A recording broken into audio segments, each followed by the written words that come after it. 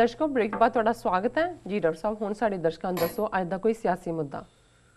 देखो इन्हां 3-4 दिनां च बहुत सारियां ईमेल्स और मैसेजेस सानूं आए कि प्रोग्राम जिहड़ा है वो असीं देख नहीं पाए ਜਾਂ कुछ ने ਜਿਹੜੇ अपलोडेड देखते हैं कि सानूं कि और बहुतिਆਂ ने कहा भी असीं ਪ੍ਰੈਜ਼ੀਡੈਂਟ ओबामा ਦੀ ਭਾਰਤ ਜਿਹੜੀ ਫੇਰੀ ਸੀ 3 ਰੋਜ਼ਾ ਇਸ ਬਾਰੇ ਤੁਹਾਡੇ ਵਿਊ ਜਾਨਣਾ ਚਾਹੁੰਦੇ ਜੀ कि इसकी चंगी तरह चीर फाड़ करो जी जी तो दसो कि भी क्या खोया क्या पाया जी की खटिया की गवाया जी।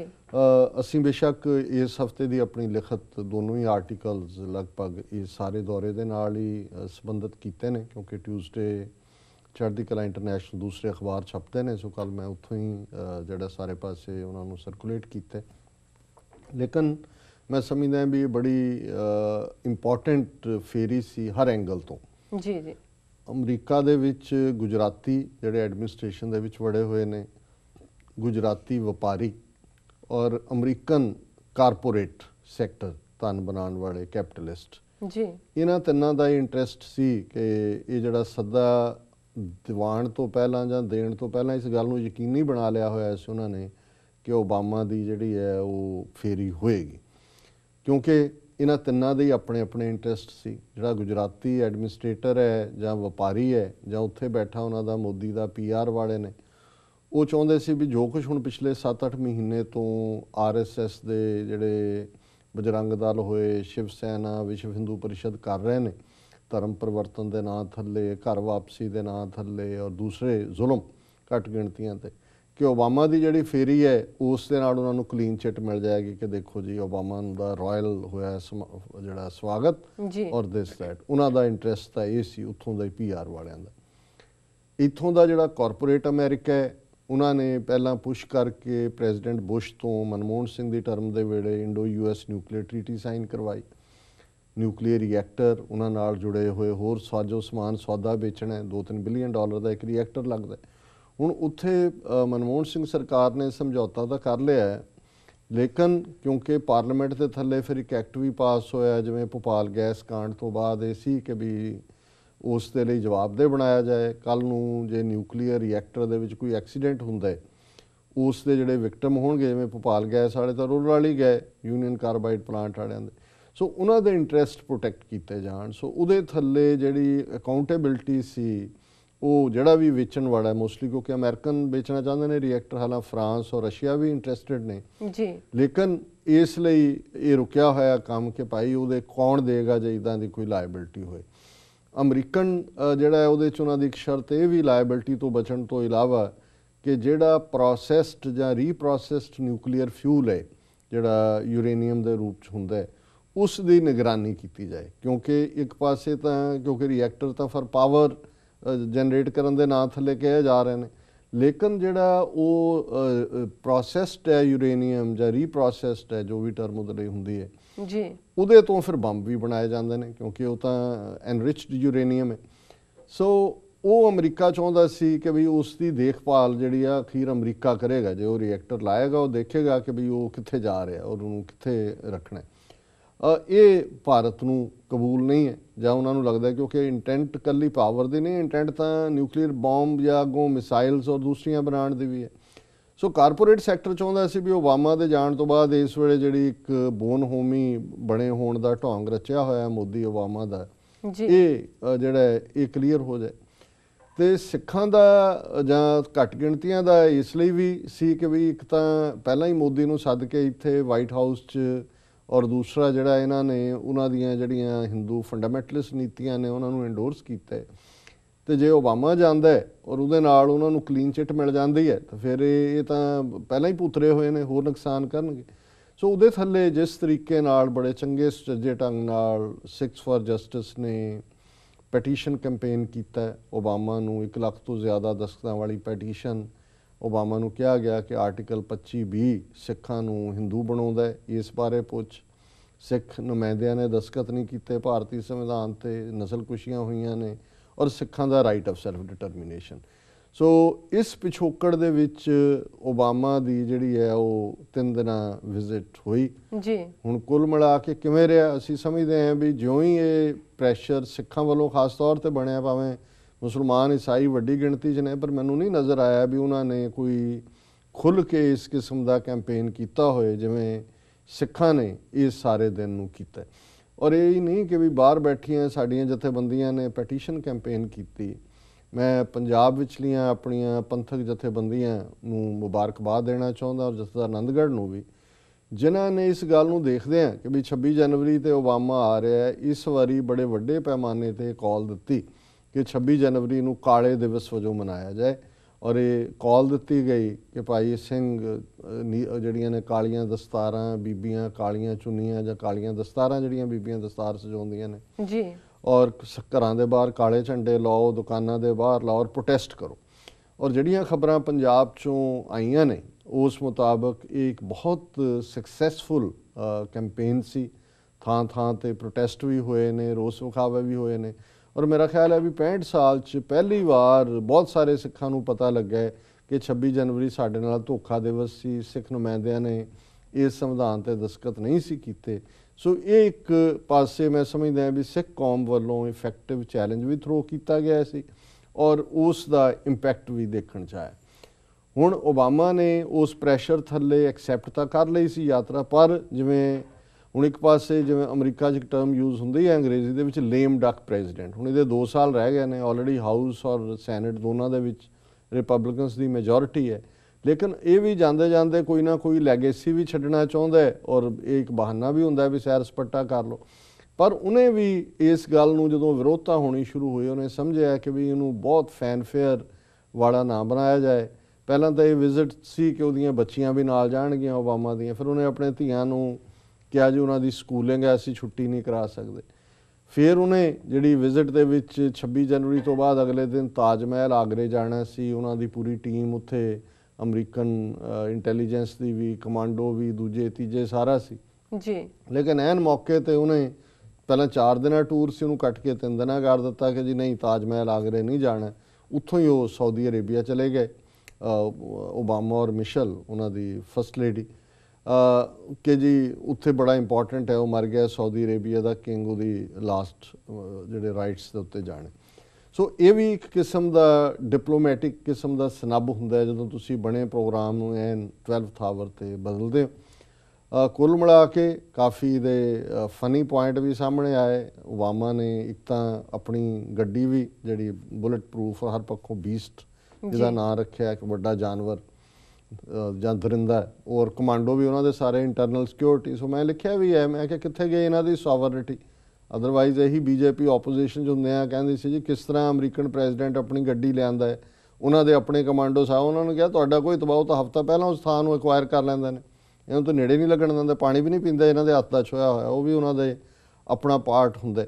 ਸੋ ਇਸ ਬੈਕਗਰਾਊਂਡ ਦੇ ਵਿੱਚ ਭਾਵੇਂ ਓਬਾਮਾ ਦਾ ਰਾਸ਼ਟਰਪਤੀ ਭਵਨ ਦੇ ਵਿੱਚ ਸਵਾਗਤ ਦਾ ਫੰਕਸ਼ਨ ਸੀ ਜਾਂ ਪੈਰੇਡ ਸੀ, ਹੁਣ ਜਿਹੜੀਆਂ ਚੀਜ਼ਾਂ ਬਾਕੀ ਤਾਂ ਮੀਡੀਆ 'ਚ ਆ ਹੀ ਗਈਆਂ ਨੇ, ਜਿਹੜੀਆਂ ਗੱਲਾਂ ਕਮਜ਼ੋਰ ਪੱਖ ਨੇ ਆਇਆ ਜੇ ਕਿ ਉਹ 2 ਘੰਟੇ ਪੈਰੇਡ ਦੇਖਣ ਵੇਲੇ ਉਹਦੇ ਕੈਮਰਿਆਂ ਨੇ ਕੀਤਾ ਵੀ ਉਹ ਤਾਂ ਇੱਕ ਤੋਂ ਚਿਊਂਗਮ ਹੀ ਮੂੰਹ 'ਚ ਪਾ ਰਿਹਾ ਸੀ, ਮੂੰਹ 'ਚੋਂ ਕੱਢ ਰਿਹਾ ਸੀ, ਬੋਰ ਹੋ ਰਿਹਾ ਹੋਣਾ ਵਿਚਾਰਾ, ਕੀ ਕਰੇ ਜੀ। ਤੋਂ ਮੀਂਹ ਪੈ ਰਿਹਾ ਸੀ, ਛਤਰੀ ਉਹਨੇ ਫੜੀ ਹੈ, ਮਿਸ਼ਲ ਨੇ ਫੜੀ ਜੀ, ਤੇ ਓਬਾਮਾ ਤਾਂ ਜੋ ਕਰ ਹੀ ਰਿਹਾ ਸੀ। ਤੇ ਮੋਦੀ, ਪਹਿਲਾਂ ਤਾਂ ਮੋਦੀ ਦੇ ਘਰ ਵਾਲੀ ਨੇ ਇੰਟਰਵਿਊ ਦਿੱਤਾ, ਉਹਨੇ ਕਿਹਾ ਦੇਖੋ मिशेल अपने पति के साथ बैठी हुई है, मुझे तो साहब जी ने बुलाया ही नहीं है जो तो गुजरात बैठी है जी। फिर वो इंटरव्यू दे रही है BBC ਨੂੰ, ਕਹਿੰਦੀ साहब ने मुझे बुलाया ही नहीं है ਕਿ ਇੱਥੇ ਕਹਿੰਦੀ ਮੈਨੂੰ ਕਮਾਂਡੋ ਦਿੱਤੇ ਨੇ, 2 ਅੱਗੇ 2 ਪਿੱਛੇ ਹੁੰਦੇ ਨੇ। ਤੇ ਇੱਥੇ ਉਹਨਾਂ ਦੇ ਰਿਸ਼ਤੇਦਾਰਾਂ ਨੇ ਕਿਹਾ ਜੀ ਪਿੰਡ ਵਾਲੇ ਵੀ ਮਜ਼ਾਕ ਕਰਦੇ ਆ ਕਿ ਦੇਖੋ ਓਬਾਮਾ ਕੀ ਮੋਦੀ ਕੀ ਬਰਾਤ ਜਾ ਰਹੀ ਹੈ ਜੀ। ਸੋ ਉਹਨੇ ਵੀ ਔਰ ਵਾਸ਼ਿੰਗਟਨ ਪੋਸਟ ਨੇ ਵੀ ਇਹਦੇ ਤੇ ਸਟੋਰੀ ਕੀਤੀ ਕਿ ਵੀ ਉੱਥੇ ਇਹਨੂੰ ਇੱਥੇ ਚਾਈਲਡ ਮੈਰਿਜ ਸੀ ਇਹਦੇ ਨਾਲ ਵੀ ਕਿਵੇਂ ਉਹਨਾਂ ਨੂੰ ਜਿਹੜਾ ਰੋਲਿਆ ਜਾਂਦਾ। ਸੋ ਬਾਕੀ ਮੋਦੀ ਨੇ ਐਤਕੀ ਜਦੋਂ ਪ੍ਰੈਜ਼ੀਡੈਂਟ ਹਾਊਸ ਆਪਣਾ ਸੂਟ ਪਾਇਆ ਉਹ ਵੀ ਕੈਮਰਿਆਂ ਨੇ ਕੀਤਾ ਵੀ ਉਹਦੇ ਉੱਤੇ ਉਹਨੇ ਨਰਿੰਦਰ ਦਮੋਦਰ ਮੋਦੀ, ਗੁਜਰਾਤੀ ਕੇ ਆਪਣੇ ਪਿਓ ਦਾ ਨਾਮ ਵੀ ਨਾਲ ਲਿਖਦੇ ਨੇ, ਜਿਵੇਂ ਮੋਹਨਦਾਸ ਕਰਮਚੰਦ ਗਾਂਧੀ, ਕਰਮਚੰਦ ਉਹਦੇ ਪਿਓ ਦਾ ਨਾਂ ਸੀ ਜੀ। ਉਹ ਸੈਂਕੜਿਆਂ ਵਾਰ ਉਹ ਨਾਂ ਕਢਾਈ 'ਚ ਕੀਤਾ ਹੋਇਆ ਨਰਿੰਦਰ ਦਮੋਦਰ ਮੋਦੀ। ਮੈਂ ਕਿਹਾ ਇਹਨੂੰ ਕਹਿੰਦੇ ਨੇ ਅਹਿਸਾਸੇ ਕਮਤਰੀ, ਇਨਫੀਰੀਅਰਿਟੀ ਕੰਪਲੈਕਸ, ਵੀ ਗੱਲ ਤੂੰ ਗਵਾਚ ਚੱਲੇ ਵੀ ਤੈਨੂੰ ਉੱਥੋਂ ਉਹਨਾਂ ਨੇ ਕਿ ਕੈਮਰਿਆਂ ਨਾਲ ਲੱਭਣ। ਪਰ ਹੁਣ ਇਹ ਹੈ ਇੱਕ ਜਿਹਨੂੰ ਅਸੀਂ ਕਲਾਸ ਜਾਂ ਗ੍ਰੇਸ ਕਹਿੰਦੇ ਹਾਂ, ਤੇ ਇੱਕ ਇਹ ਘਟੀਆਪਨ ਦਾ ਪਾਰਟ। ਔਰ ਮੇਰੇ ਮਿੱਤਰ ਨੇ ਸਰ ਬਲਵਿੰਦਰ ਸਿੰਘ ਚੱਠਾ, ਉਹ ਕੱਲ੍ਹ ਵੀ ਹੱਸ ਰਹੇ ਸੀ, ਅੱਜ ਵੀ ਮੈਂ ਜਦੋਂ ਏਅਰਪੋਰਟ ਤੋਂ ਆ ਰਿਹਾ ਸੀ ਕਹਿੰਦੇ ਜੋ ਜ਼ਰੂਰ ਜ਼ਿਕਰ ਕਰਿਓ ਕਹਿੰਦਾ ਉਹ ਤਾਂ ਇਹ ਕਹਿੰਦਾ ਵੀ ਮੇਰੀ 56 ਇੰਚ ਦੀ ਛਾਤੀ ਹੈ ਤੇ ਓਬਾਮਾ ਦੇ ਅੱਗੇ ਪਿੱਛੇ ਤਾਂ ਐ ਸੀ। ਮੈਂ ਕਿਹਾ ਜੀ ਜਿਵੇਂ ਚਪੜਾਸੀ ਹੁੰਦਾ। ਕਹਿੰਦਾ ਹਾਂ, ਉਹਨੂੰ ਕਹਿੰਦਾ ਚਾਹ ਬਣਾ ਕੇ ਦੇ ਰਿਹਾ, ਕਦੇ ਕਹਿੰਦਾ ਮੈਂ ਭਿੰਡੀਆਂ ਤੈਨੂੰ ਬਣਾ ਕੇ ਖਵਾਵਾਂਗਾ। ਵੀ ਕਿੱਥੇ ਗਿਆ ਇਹਦਾ 56 ਇੰਚ ਦਾ ਸੀਨਾ। ਜੀ ਜੀ ਮੈਂ ਕਿਹਾ ਕਿ ਜੀ ਇਹੀ ਇਨਫੀਰੀਓਰਿਟੀ ਕੰਪਲੈਕਸ ਹੈ ਜਿਹਦੇ ਥੱਲੇ ਫਿਰ ਇਹ ਹੋਇਆ ਜੀ ਮਨ ਕੀ ਬਾਤ ਚਰਚਾ ਹੋਏਗੀ, ਉਹ ਲੋਕਾਂ ਨੂੰ ਸੁਣਾਇਆ ਹੀ ਨਹੀਂ, ਘੁੰਮਦੇ ਦਿਖਾ ਦਿੱਤੇ। ਹੁਣ ਓਬਾਮਾ ਨੇ ਪਤਾ ਨਹੀਂ ਉਹਨੂੰ ਕੀ ਕਿਹਾ ਹੁਣ। ਜੇ ਹੁਣ ਜਦੋਂ ਅਸੀਂ ਉਹਦੀ ਪਬਲਿਕ ਸਨੱਬ ਦੀ ਗੱਲ ਕਰਾਂਗੇ, ਜਿਹੜਾ ਸ੍ਰੀ ਫੋਰਟ ਆਡੀਟੋਰੀਅਮ 'ਚ ਉਹਨਾਂ ਨੇ ਸਪੀਚ ਕੀਤੀ, ਪਰ ਉਸ ਤੋਂ ਪਹਿਲਾਂ ਮੈਂ ਇਹ ਦੱਸ ਰਿਹਾ ਵੀ ਕਿਸ ਸਿਨੇਰੀਓ ਦੇ ਵਿੱਚ ਕਿਸ ਕਿਸਮ ਦਾ ਬਿਹੇਵ ਉਹਨੇ ਉਹ ਪਾਇਆ। ਫਿਰ ਜਦੋਂ ਉੱਥੇ ਬੈਠਾ ਹੈ, ਉਹ ਉੱਤੇ ਮੋਰ ਖੰਭਾਂ ਵਾਲੀ ਪੱਗ ਜਿਹੀ ਬੰਨੀ ਹੈ ਰਾਜਸਥਾਨੀ ਸਟਾਈਲ ਦੀ, ਔਰ ਫਨੀ ਜੀ। ਸੋ ਕੁੱਲ ਮਿਲਾ ਕੇ ਇਹ ਪਾਰਟ ਤਾਂ ਉਸ ਦਾ ਜਿਹੜਾ ਹੈ ਹੀ ਹੈ। ਲੇਕਿਨ ਪੋਲੀਟੀਕਲੀ ਹੁਣ ਦੇਖਣਾ ਹੈ ਵੀ ਇਹ ਸਾਰੇ ਦੌਰੇ ਦੇ ਦੌਰਾਨ ਕੋਈ ਗੰਭੀਰ ਸਮਝੌਤਾ ਨਹੀਂ ਹੋਇਆ। ਇੱਕ ਜਿਹੜਾ ਸਮਝੌਤਾ ਜਿਹਨੂੰ ਡਿਫੈਂਸ ਪੈਕਟ ਮਨਮੋਹਨ ਸਿੰਘ ਦੇ ਵੇਲੇ ਹੋਇਆ ਸੀ, 10 ਸਾਲ ਬਾਅਦ ਉਹਨੂੰ ਰੀਨਿਊ ਕੀਤਾ ਗਿਆ, ਉਹ ਰੀਨਿਊਲ ਹੈ। ਹੁਣ ਦੂਸਰੇ ਪੱਖੋਂ ਜਿਹੜੇ ਦੋ ਨੁਕਤੇ ਅਸੀਂ ਪਹਿਲਾਂ ਡਿਸਕਸ ਕੀਤੇ ਨੇ, ਔਰ ਇਹ ਕਿਹਾ ਗਿਆ ਜੀ ਇਹ ਨਿਊਕਲੀਅਰ ਦੇ ਉੱਤੇ ਬ੍ਰੇਕ ਥਰੂ ਹੋ ਗਿਆ, ਅੰਡਰਸਟੈਂਡਿੰਗ ਹੋ ਗਈ। ਹੁਣ ਹੋਇਆ ਇਹ ਹੈ, ਉਹਨਾਂ ਨੇ ਕਿਹਾ ਜੀ ਠੀਕ ਹੈ, ਜਿਹੜਾ ਰੀਪ੍ਰੋਸੈਸਡ ਫਿਊਲ ਹੈ ਉਹ ਅਮਰੀਕਾ ਨਹੀਂ ਉਹਨੂੰ ਕਰੇਗਾ ਮੋਨੀਟਰ, ਉਹਨੂੰ ਤੀਸਰੀ ਪਾਰਟੀ ਕਰੇਗੀ। ਹੁਣ ਤੀਸਰੀ ਪਾਰਟੀ UN ਹੋਏਗੀ। ਸੋ ਲੇਕਿਨ ਜਿਹੜਾ ਉਸ ਦੀ ਮੋਨੀਟਰਿੰਗ ਇਹ ਮੰਨ ਲਿਆ ਗਿਆ। ਫਿਰ ਇਹ ਹੈ ਕਿ ਜੀ ਜਿਹੜੀ ਉਹ ਇੰਸ਼ੋਰੈਂਸ ਹੈ, ਜੇ ਕੋਈ ਨੁਕਸਾਨ ਹੁੰਦਾ ਉਹ ਅਮਰੀਕਾ ਨਹੀਂ ਦੇਗਾ, ਇੱਕ ਅਸੀਂ ਇੰਸ਼ੋਰੈਂਸ ਕੰਪਨੀ ਪੂਲ ਬਣਾਵਾਂਗੇ ਜਿਹਦੇ 'ਚ ਪੈਸੇ ਰੱਖਾਂਗੇ, ਉਹਦੇ 'ਚੋਂ ਮੁਆਵਜ਼ਾ ਮਿਲੇਗਾ। ਸੋ ਉਹਦੇ ਲਈ ਵੀ ਅਮਰੀਕਾ ਦੀ ਲਾਇਬਿਲਟੀ। ਸੋ ਇਸ ਐਂਗਲ ਤੋਂ ਵੀ, ਔਰ ਇਹਦੇ ਵੀ ਕੋਈ ਲਿਖਤੀ ਸਾਹਮਣੇ ਨਹੀਂ ਆਇਆ, ਇਹ ਹੋਇਆ ਕਿ ਜੀ ਅੰਡਰਸਟੈਂਡਿੰਗ ਹੋਈ ਹੈ 1 to 1 ਇਹਨਾਂ ਦੀ ਗੱਲਬਾਤ ਦੇ ਵਿੱਚ। ਚਲੋ ਜੇ ਇਸ ਬਹਾਨੇ ਨਾਲ ਵੀ ਹੁੰਦਾ, ਪਰ ਇਹ ਵੀ ਦੋਨੋਂ ਨੁਕਤੇ ਜਿਹੜੇ ਨੇ ਉਹ ਅਮਰੀਕਾ ਖੈਰੀ ਕਰਦੇ ਜੀ। ਹੁਣ ਜਿਹੜਾ ਪਾਰਟ ਅਸੀਂ ਸਮਝਦੇ ਹਾਂ ਵੀ ਅਮਰੀਕਾ ਦਾ ਲੌਂਗ ਟਰਮ ਜਾਂ ਈਵਨ ਸ਼ਾਰਟ ਟਰਮ ਵੀ ਐਂਗਲ ਹੈ, ਉਹ ਹੈ ਕਿ ਭਾਰਤ ਨੂੰ ਇੱਕ ਮੋਹਰਾ ਬਣਾ ਕੇ ਚੀਨ ਦੇ ਖਿਲਾਫ ਸਾਊਥ ਚਾਈਨਾ ਸੀ ਦੇ ਵਿੱਚ, ਜਿੱਥੇ ਆਲਰੇਡੀ ਗੈਂਗ ਅਪ ਕੀਤਾ ਹੋਇਆ ਹੈ ਫਿਲੀਪੀਨਸ, ਇੰਡੋਨੇਸ਼ੀਆ, ਵਿਤਨਾਮ, ਜਾਪਾਨ, ਤੇ ਇੰਡੀਆ ਨੂੰ ਵੀ ਉੱਥੇ ਕਰਕੇ ਅਮਰੀਕਾ ਜਿਹੜਾ ਹੈ ਉਹ ਚੀਨ ਦੀ ਰਾਈਜ਼ ਜਿਹੜੀ ਹੈ ਐਜ਼ ਅ ਸੁਪਰ ਪਾਵਰ, ਉਹ ਇਕਨੋਮਿਕਲ ਹੋਏ, ਮਿਲਟਰੀ ਮਾਈਟ ਹੋਏ, ਉਸ ਤੋਂ ਘਬਰਾਉਂਦਾ ਹੈ। ਤੇ ਇੰਡੀਆ ਨੂੰ ਮੋਹਰੇ ਦੇ ਤੌਰ ਤੇ ਉਹਨਾਂ ਚਾਰਾਂ ਦੇ ਨਾਲ ਫਿੱਟ ਕਰ ਦਿੱਤਾ। ਉਹਨਾਂ ਨੇ ਕਿਹਾ ਜੀ ਅਸੀਂ ਸਾਊਥ ਚਾਈਨਾ ਸੀ ਦੇ ਵਿੱਚ ਜਿਹੜਾ ਜਹਾਜ਼ ਰਾਣੀ ਔਰ 에ਅਰ ਔਰ ਦੂਸਰਾ ਉਹਦੀ ਮੋਨੀਟਰਿੰਗ ਕਰਾਂਗੇ, ਭਾਰਤ ਦਾ ਵੱਡਾ ਰੋਲ ਇਹਦੇ 'ਚ ਹੋਏਗਾ, ਔਰ ਦਿਸ ਦੈਟ। ਸੋ ਇਹ ਤਿਆਰ ਹੋ ਗਏ ਨੇ ਕਿ ਵੀ ਅਸੀਂ ਜਿਹੜਾ ਤੁਹਾਡੇ ਲਾਕੜੀ ਬਣਨ ਨੂੰ ਤਿਆਰ ਹੈ, ਔਰ ਜੁੱਤੀਆਂ ਖਾਣਗੇ, ਔਰ ਘਬਰਾ ਵੀ ਗਏ ਨਾਲੇ ਵੇ ਨਾ, ਉਹ ਜਿਵੇਂ ਹੈ ਵੀ ਉੱਤੇ ਵੀ ਬੈਠਾ, ਰੋਈ ਵੀ ਜਾਂਦਾ ਨਹੀਂ, ਉਹ ਥਲੜਾ ਜਦੋਂ ਉੱਠੇਗਾ ਮੈਨੂੰ ਮਾਰੇਗਾ। ਹੁਣ ਨਾਲ ਹੀ ਉਹਨਾਂ ਨੇ ਇਸ ਵੀਕ, ਕਿਉਂਕਿ ਇਸ ਦੇ ਉੱਤੇ ਚੀਨ ਨੇ ਬੜਾ ਪ੍ਰੋਟੈਸਟ ਕੀਤਾ, ਅਮਰੀਕਾ ਨੇ ਵੀ, ਕਿਉਂਕਿ ਕਿਹਾ ਜੀ ਕਿ ਅਸੀਂ ਉਹਨੂੰ ਸੇਫ ਬਣਾਉਣਾ ਚਾਹੁੰਦੇ ਹਾਂ ਤਾਂ ਕਿ ਸਾਊਥ ਚਾਈਨਾ ਸੀ ਸਭ ਲਈ। ਉਹਨਾਂ ਨੇ ਕਿਹਾ ਕਿਹਦੇ ਲਈ ਅਵੇਲੇਬਲ ਨਹੀਂ ਹੈ, already everything is in line.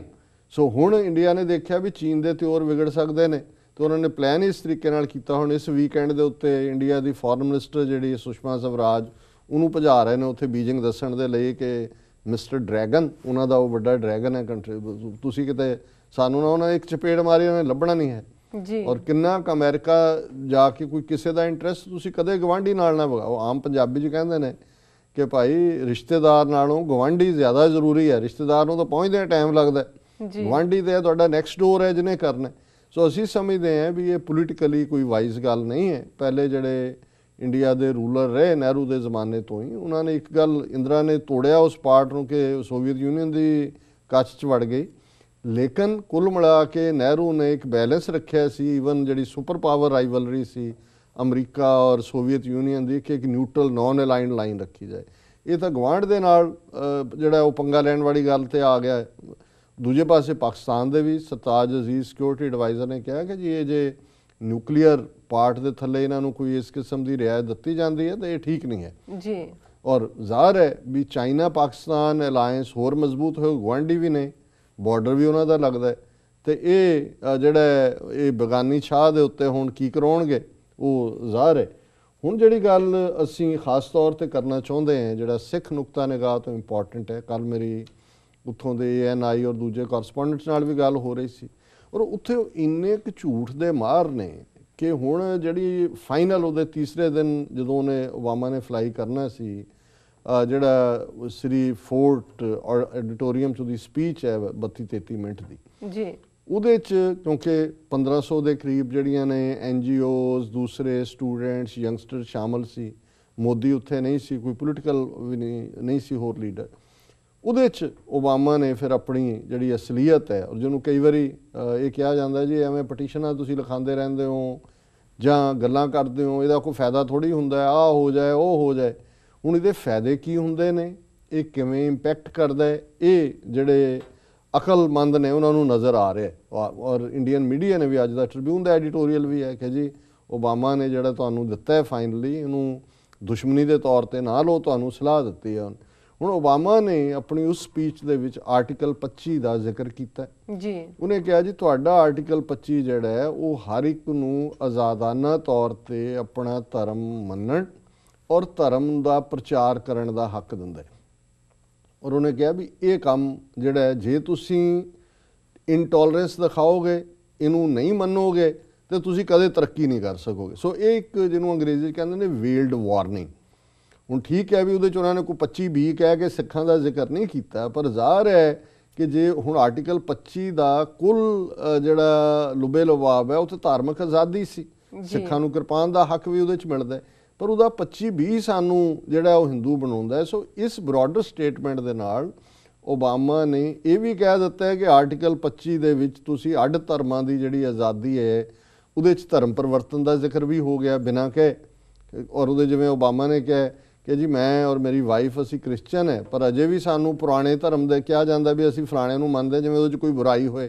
ਸੋ ਉਹਦੇ 'ਚ ਓਬਾਮਾ ਨੇ ਕਿਹਾ ਵੀ ਬੇਸ਼ੱਕ ਓਬਾਮਾ ਦਾ ਪਿਓ ਮੁਸਲਮਾਨ ਸੀ, ਉਹਦਾ ਦਾਦਾ ਮੁਸਲਮਾਨ ਸੀ, ਉਹਨੇ ਕਿਹਾ ਮੇਰਾ ਦਾਦਾ ਕੁੱਕ ਸੀ ਬ੍ਰਿਟਿਸ਼ ਆਰਮੀ ਦੇ ਵਿੱਚ, ਪਰ ਉਹਨੇ ਇਹ ਕਹਿ ਕੇ ਇਹ ਵੀ ਉਹਨਾਂ ਨੂੰ ਕਹਿ ਦਿੱਤਾ ਹੈ ਕਿ ਹੁਣ ਤੁਸੀਂ ਇਹ ਕਹੋ ਕਿ ਜੀ ਜਿਹੜੇ ਮੁਸਲਮਾਨ ਹਿੰਦੁਸਤਾਨ 'ਚ ਬਣ ਗਏ ਨੇ ਜਾਂ ਸਿੱਖ ਬਣ ਗਏ ਨੇ ਜਾਂ ਈਸਾਈ ਬਣ ਗਏ ਨੇ ਕਿਉਂਕਿ ਉਹਨਾਂ ਦੇ ਵਡੇਰੇ ਹਿੰਦੂ ਸੀ, ਇਸ ਲਈ ਅਸੀਂ ਇਹਨਾਂ ਨੂੰ ਹਿੰਦੂ ਬਣਾਵਾਂਗੇ। ਉਹਨੇ ਕਿਹਾ ਜੀ ਮੈਨੂੰ ਵੀ ਇਵੇਂ ਕਿਹਾ ਜਾਂਦਾ ਹੈ ਕਿ ਵੀ ਮੈਂ ਹਾਲਾਂਕਿ ਈਸਾਈ ਹਾਂ ਪਰ ਮੈਨੂੰ ਮੇਰੇ ਪੁਰਾਣੇ ਧਰਮ ਨਾਲ ਜੋੜਿਆ ਜਾਂਦਾ। ਸੋ ਕਹਿਣ ਦਾ ਮਤਲਬ ਇਹ ਹੈ ਵੀ ਇਹ ਇੱਕ ਇੰਟੈਲੀਜੈਂਟ ਤਰੀਕਾ ਹੈ। Obama educated highly Columbia University ਦਾ, ਹਾਰਵਰਡ ਦਾ ਵਕੀਲ, ਉਹਨੇ ਆਪਣਾ ਕੇਸ ਇਸ ਤਰੀਕੇ ਨਾਲ ਬਿਲਟ ਕੀਤਾ। ਔਰ ਮੈਂ ਸਮਝਦਾ ਵੀ ਸਿੱਖਾਂ ਦੇ ਲਈ ਉਹਦੇ ਮਨ 'ਚ ਸੌਫਟ ਕਾਰਨਰ, ਉਹਨੇ ਜਦੋਂ ਇਹ ਧਾਰਮਿਕ ਆਜ਼ਾਦੀ ਦੀ ਗੱਲ ਕੀਤੀ, ਉਹਨੇ ਵਿਸਕੌਨਸਨ ਦੀ ਗੱਲ ਕੀਤੀ ਕਿ ਕਿਵੇਂ 3 ਸਾਲ ਪਹਿਲਾਂ ਵਿਸਕੌਨਸਨ ਦੇ ਗੁਰਦੁਆਰੇ 'ਚ 6 ਜਿਹੜੇ ਨੇ ਇਨੋਸੈਂਟ, ਉਹਨੇ ਗੁਰਦੁਆਰਾ ਸ਼ਬਦ ਇਸਤੇਮਾਲ ਕੀਤਾ ਹੈ, 6 ਇਨੋਸੈਂਟ ਜਿਹੜੇ ਨੇ ਸਿੱਖ ਸ਼ਰਧਾਲੂ ਮਾਰੇ ਗਏ ਸੀ, ਸਾਰਾ ਨੇਸ਼ਨ ਉਹਨਾਂ ਦੇ ਨਾਲ ਖੜਿਆ ਸੀ।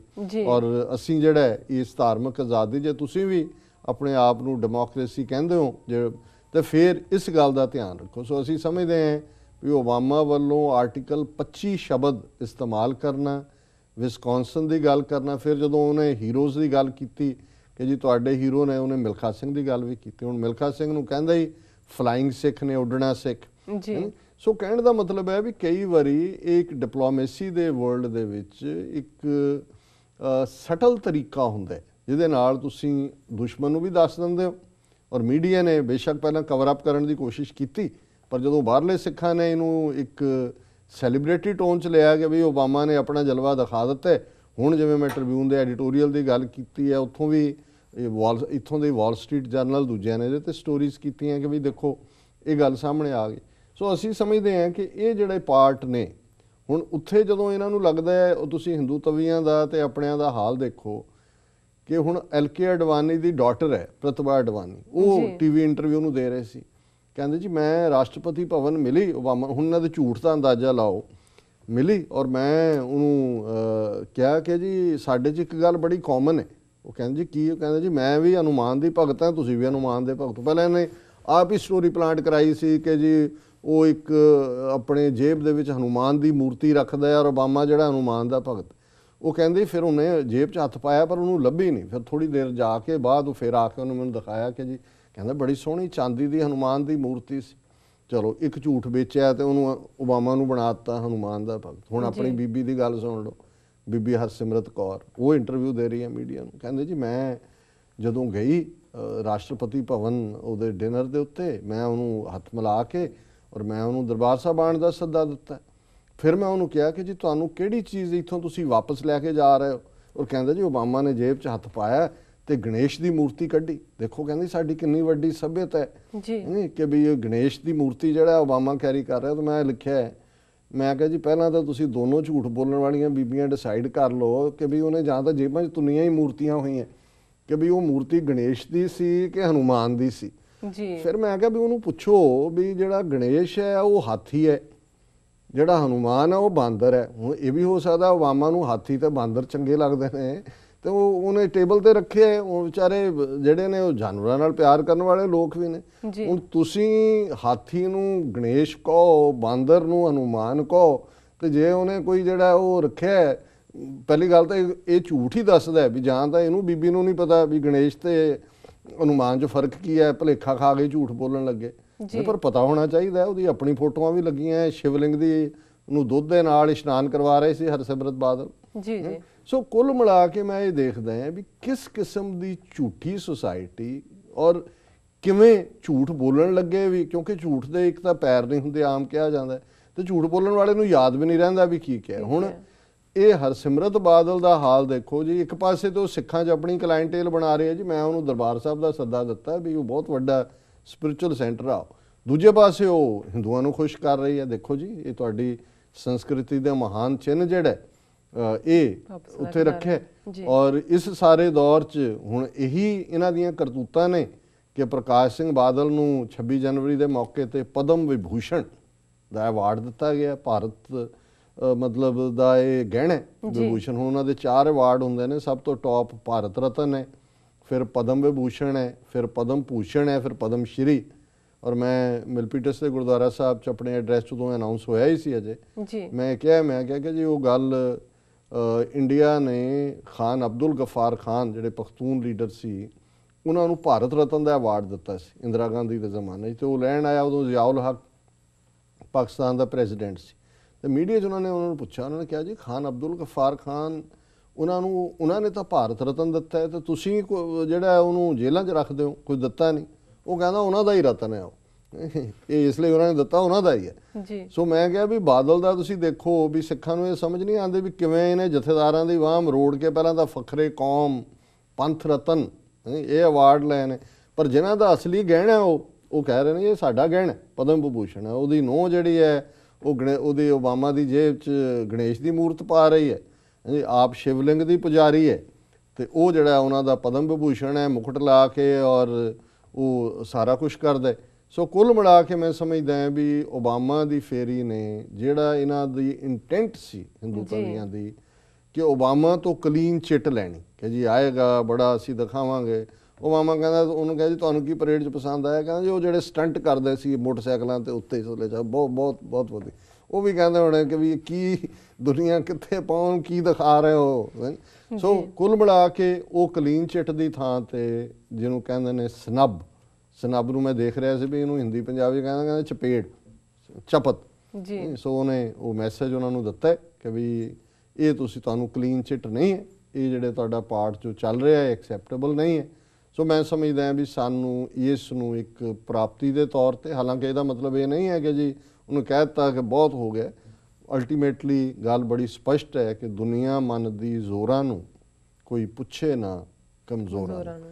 ਸੋ ਸਾਨੂੰ ਆਪਣੀ ਸਟਰੈਂਥ ਬਣਾ ਕੇ 30 ਮਿਲੀਅਨ ਸਿੱਖ ਕੌਮ ਆਪਣੇ ਬਲਬੂਤੇ ਤੇ ਆਪਣਾ ਆਜ਼ਾਦ ਦੇਸ਼ ਖਾਲਿਸਤਾਨ ਹਾਸਲ ਕਰੇ, ਇਹ ਸਾਡਾ ਰਿਜ਼ੋਲਵ ਹੋਣਾ ਚਾਹੀਦਾ ਹੈ। 26 ਜਨਵਰੀ ਆਈ ਨਿਕਲ ਗਈ, 15 ਅਗਸਤ ਆਏਗਾ ਨਿਕਲ ਜਾਏਗਾ। ਇਹ 2 ਦਿਨ ਇਹ ਜਿਹੜੇ ਨੇ ਸਾਡੇ ਜ਼ਖਮਾਂ ਤੇ ਲੂਣ ਛਿੜਕਣ ਵਾਲੇ ਦਿਨ ਹੁੰਦੇ ਨੇ। ਇੱਕ ਧੋਖਾ ਹੈ, ਇੱਕ ਸਾਡੀ ਵੈਸੇ ਹੀ ਇਹਨਾਂ ਦੇ ਨਾਲ ਕਿਸਮਤ ਜੋੜਨ ਦੀ ਜਿਹੜੀ ਗਲਤੀ ਹੈ 47 ਦੀ ਸਾਡੀ ਲੀਡਰਸ਼ਿਪ ਦੀ, ਉਹ ਸਾਨੂੰ ਹਮੇਸ਼ਾ ਰਿਮਾਈਂਡ ਕਰਵਾਉਂਦੀ ਹੈ ਕਿ ਅਸੀਂ ਆਜ਼ਾਦ ਹੋਣਾ।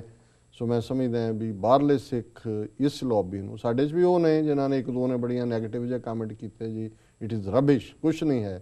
ਲੇਕਿਨ ਦੁਸ਼ਮਣ ਦੇ ਖੈਮੇ 'ਚ ਜਾ ਕੇ ਦੇਖੋ, ਜਾਂ ਵਾਲ ਸਟਰੀਟ ਜਰਨਲ ਜਾਂ ਦੂਜੇ ਜਿਹੜੇ ਇੰਡੀਪੈਂਡੈਂਟ ਲੋਕ ਬੈਠੇ ਨੇ, ਫਿਰ ਤੁਹਾਨੂੰ ਨਜ਼ਰ ਆਏਗਾ ਕਿ ਸਿੱਖਾਂ ਦਾ ਜਿਹੜਾ ਐਫਰਟ ਸੀ ਉਸ ਨੇ ਘੱਟੋ ਘੱਟ ਇਹ ਤਾਂ ਨਹੀਂ ਹੈ ਕਿ ਵੀ ਅਸੀਂ ਬਹੁਤ ਕੁਝ ਹਾਸਲ ਕਰ ਲਿਆ, ਪਰ ਜਿਵੇਂ ਕਿਹਾ ਜਾਂਦਾ ਹੈ ਕਿ something is better than nothing, ਉਸਨੇ ਡੈਂਟ ਜ਼ਰੂਰ ਪਾਇਆ, ਆਪਣੀ ਪ੍ਰੈਜ਼ੈਂਸ ਜ਼ਰੂਰ ਸ਼ੋ ਕਰਵਾਈ ਹੈ। ਸੋ ਅੱਜ ਮੇਰਾ ਖਿਆਲ ਹੈ ਇੰਨੇ ਨਾਲ ਹੀ ਤਸੱਲੀ ਕਰੀਏ ਜੀ। ਬਿਲਕੁਲ ਡਾਕਟਰ ਸਾਹਿਬ, ਇਸ ਤਰ੍ਹਾਂ ਲੈਣੇ ਬ੍ਰੇਕ। ਵਿਊਅਰਸ, ਵਿਚਾਰਾਂ ਦਾ ਸਿਲਸਿਲਾ ਇਸ ਤਰ੍ਹਾਂ ਚੱਲਦਾ ਰਹੇਗਾ। ਮਿਲਦੇ ਹਾਂ ਛੋਟੇ ਜਿਹੇ ਵਕਫੇ ਤੋਂ ਬਾਅਦ।